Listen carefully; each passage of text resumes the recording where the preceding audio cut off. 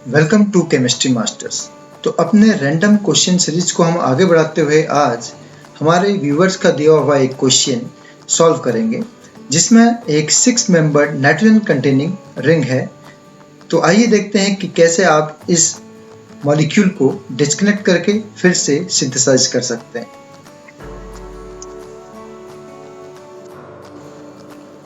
तो इस मॉलिक्यूल में अगर आप देखें तो आपके पास एक 6 मेंबर्ड हेट्रोसाइक्लिक रिंग है जहाँ पे नाइट्रोजन प्रेजेंट है।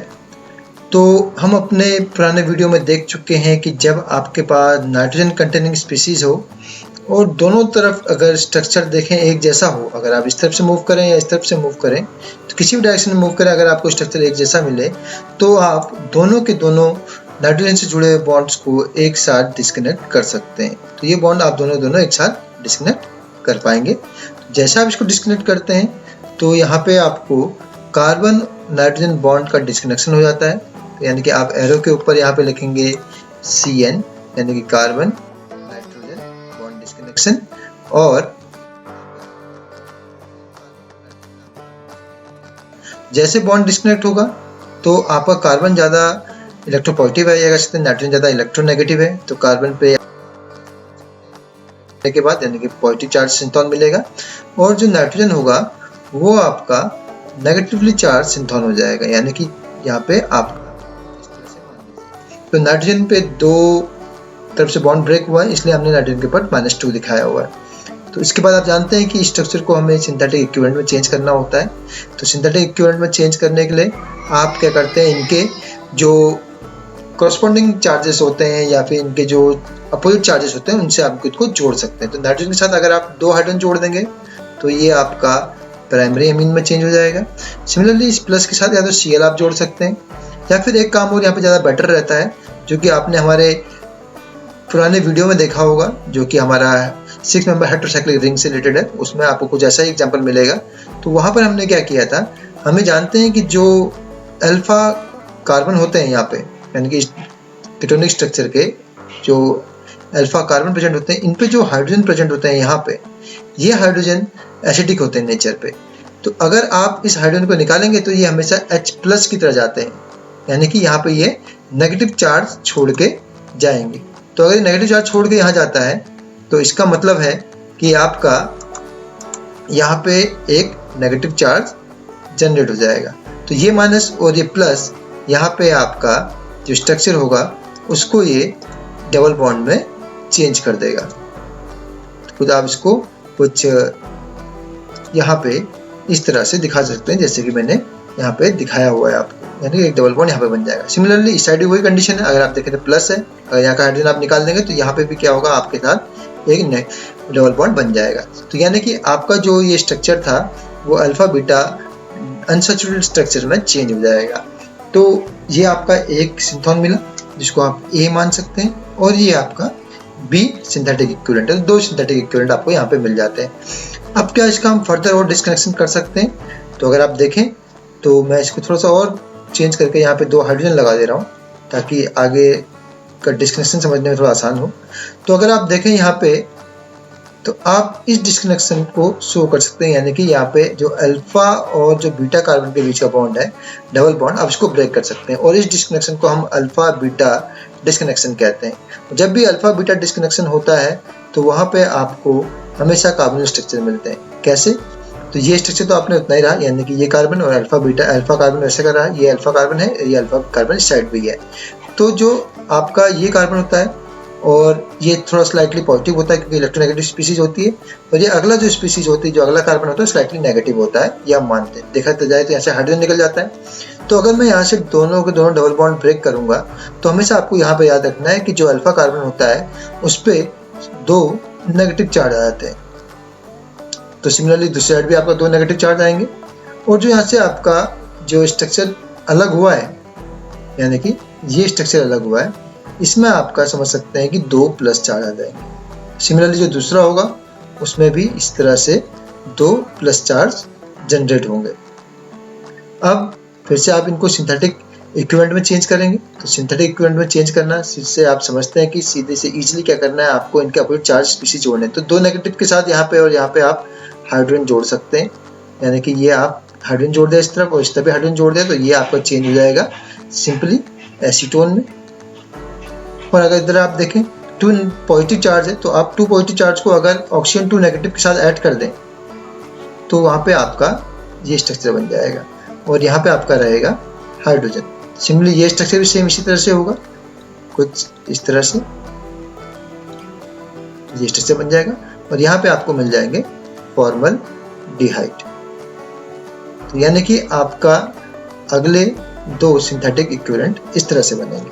तो यानी कि अगर आप देखें तो इस साइक्लिक 6 मेंबर रिंग को आप फर्दर ब्रेक कर सकते हैं कार्बन नाइट्रोजन बॉन्ड डिस्कनेक्ट करके पहले, और उसके बाद जो दूसरा बॉन्ड डिस्कनेक्शन होगा वो अल्फा बीटा डिस्कनेक्शन होगा, जिसमें आपका अल्फा और बीटा के बीच का जो डबल बॉन्ड होता है वो ब्रेक हो जाता है और आपके पास कीटोनिक स्ट्रक्चर्स मिल जाते हैं। अब हम देखते हैं कि कैसे आप सिंथेसिस स्टेप करते हैं इन डिफरेंट सिंथेटिक इक्विवेलेंट के साथ। तो डी है, आपके पास सी है और इसी तरह से ए और बी स्ट्रक्चर्स हैं, इन सबका हम यहाँ पे यूज करेंगे। तो आइए देखते हैं सिंथेसिस प्रोसेस। तो सिंथेसिस प्रोसेस के लिए आप सिंपली सबसे जो लास्ट में स्पीसीज बनती है आप वहां से शुरू करते हैं। तो लास्ट में आपके पास 2 स्पीसीज थी, एक तो आपके पास था कीटोन और दूसरा था आपके पास 2 फॉर्मल्डिहाइड। तो आप एसीटोन से इसको स्टार्ट करेंगे।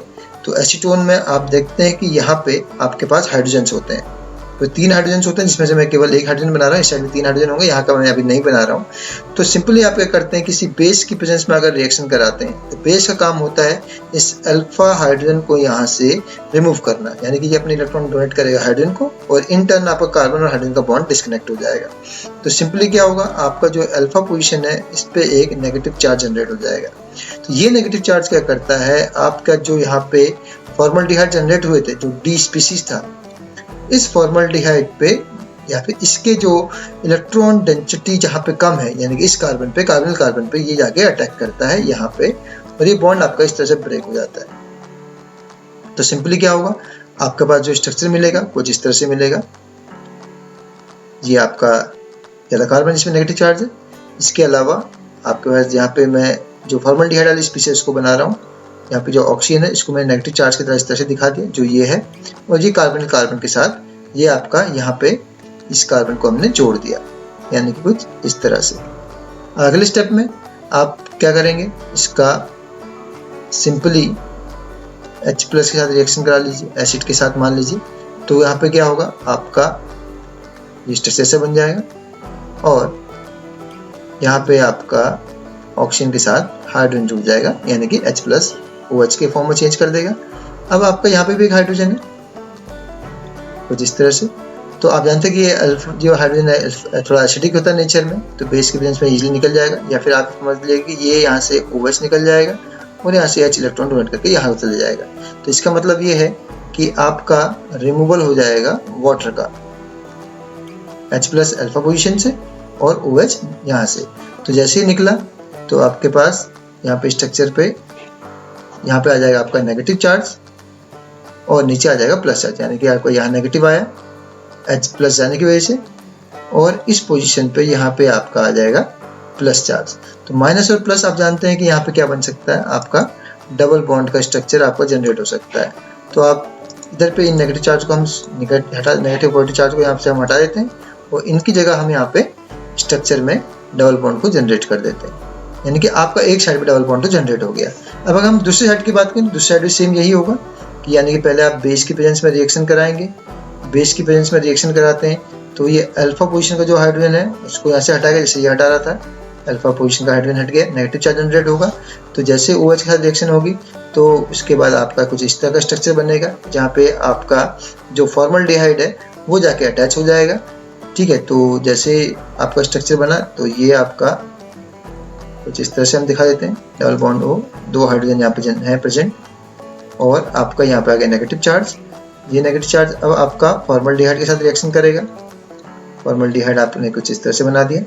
आप जानते हैं कि ये जो न्यूक्लियोफाइल होता है वो इधर पर अटैक करेगा, ऑक्सीजन और कार्बन के बीच का बॉन्ड ब्रेक होगा, आपका जो स्ट्रक्चर है कुछ इस तरह से जनरेट हो जाएगा, यानी कि फिर से आपका वही स्ट्रक्चर बनेगा जो आपको यहाँ ऊपर पे दिखाया हुआ था हमने।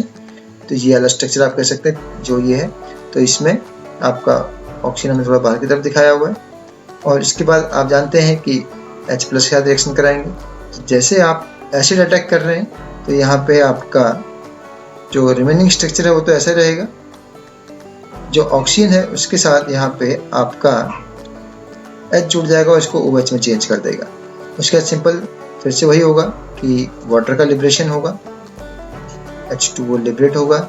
वाटर के लिबरेशन के बाद आपको फिर से इस साइड भी, यानी कि दूसरी साइड आपके लेफ्ट हैंड साइड भी आपको अल्फा बीटा अनसैचुरेटेड स्ट्रक्चर मिल जाएगा, जो कि आप कुछ इस तरह से दिखा सकते हैं। तो ये स्पीशीज आपको मिलेगी। इसका सिंपल है आपका स्टेप अगला, कि अगले स्टेप में आपको जो आपके पास एमीन था NH2CH2PH, इसकी रिएक्शन करानी है। तो इसमें आप जानते हैं कि NH2 थोड़ा बेसिक होता है नेचर में, तो इसका अटैक होता है हमेशा इलेक्ट्रॉन डेफिशिएंट सेंटर पे। अगर आप देखें तो इलेक्ट्रॉन डेफिशिएंट सेंटर आपका कार्बन ऑक्सीजन जो यहाँ पे कार्बोनिल बॉन्ड है वहाँ पे है, लेकिन ये डबल बॉन्ड और ये डबल बॉन्ड यहाँ पे रेजोनेंस में है, इसलिए ये कार्बन कार्बन पे अटैक ना करके आपका अटैक करेगा इस कार्बन डबल बॉन्ड पे। तो ये आपका अटैक यहाँ करेगा और ये बॉन्ड आपका इस तरफ को ब्रेक हो जाएगा, यानी कि आपको जो स्ट्रक्चर मिलेगा वो कुछ इस तरह से मिलेगा। डबल बॉन्ड वो तो ऐसे रहा, इस साइड का आपका बॉन्ड ब्रेक हुआ, इधर पे नेगेटिव चार्ज आ जाएगा। यहाँ पे आपके दो हाइड्रोजन, मैं इनको शो नहीं कर रहा हूँ फिलहाल, नाइट्रोजन विद NH2, तो नाइट्रोजन इलेक्ट्रॉन के इसलिए इसमें प्लस चार्ज आ जाएगा और पीएच इस तरह से रहेगा। इस तरफ का डबल बॉन्ड मैं इस तरह से शो कर रहा हूँ, यहाँ भी हाइड्रोजन मैं जनरेट नहीं दिखा रहा हूँ। अब अगले स्टेप में यहाँ पर से हाइड्रोजन, जो यहाँ पे एक एक्स्ट्रा हाइड्रोजन है वो जाके इधर चले जाएगा, तो आपका यही स्ट्रक्चर डबल बॉन्ड O, और ये आपका इस तरह से हो जाएगा, H यहाँ चले जाएगा और नाइट्रोजन यहाँ पे आपका NH के फॉर्म में प्रेजेंट रहेगा। इसके बाद फिर से अगला स्टेप वही होगा, जो लोन पेयर इलेक्ट्रॉन है वो आपके यहाँ अटैक करेंगे, ये बॉन्ड आपका यहाँ को ब्रेक होगा। सिंपली आपका जो स्ट्रक्चर है NH और ये बॉन्ड यहाँ पे अटैच हो जाएगा, पीएच ऐसे का ऐसा ही रहेगा। और अगले स्टेप में अगर आप देखें तो यहाँ पे नेगेटिव चार्ज जनरेट होगा, नाइट्रोजन पे रहेगा प्लस चार्ज और यहाँ पे आपका कीटोनिक स्ट्रक्चर। सिंपली ये हाइड्रोजन आपका इस पोजीशन में शिफ्ट हो जाएगा और आपको जो टारगेट मॉलिक्यूल था वो वापस मिल जाएगा इस तरह से।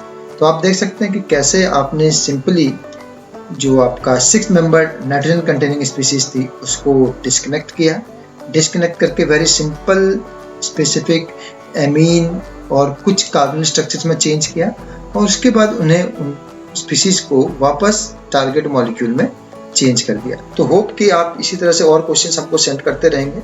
हम अपने आने वाले वीडियोस में अपने और व्यूअर्स के क्वेश्चंस को भी कोशिश करेंगे कि उनको हम अरेंज करें या उनको हम लेके आएँ। तो थैंक यू फॉर वॉचिंग।